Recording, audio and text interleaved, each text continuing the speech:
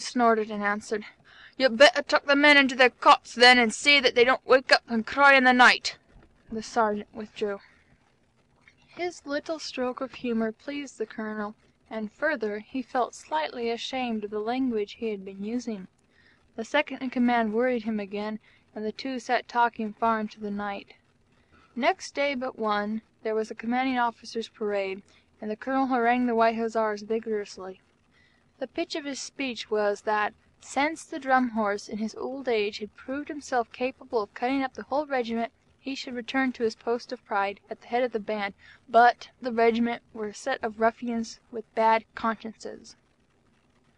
The White Hussars shouted, and threw everything movable about them into the air, and, when the parade was over, they cheered the Colonel till they couldn't speak.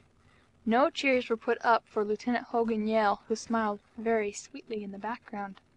Said the second in command to the Colonel, unofficially, "These little things ensure popularity, and do not in the least affect discipline."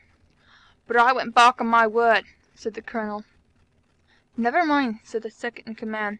"The White Hussars will follow you anywhere from today.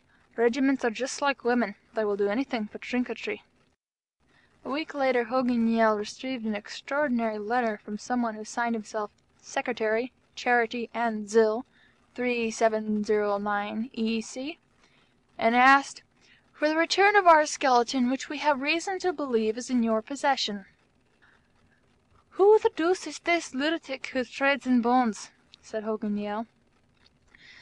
"Beg your pardon, sir," said the band sergeant, "but the skeleton is with me, and I'll return it if you'll pay the carriage to the civil lines. There's a coffin with it, sir." Hogan Yale smiled and handed 2 rupees to the band sergeant, saying, "Write the date on the skull, will you?" If you doubt this story, and know where to go, you can see the date on the skeleton. But don't mention the matter to the White Hussars. I happen to know something about it, because I prepared the Drum Horse for his resurrection. He did not take kindly to the skeleton at all. End of The Rout of the White Hussars by Rudyard Kipling.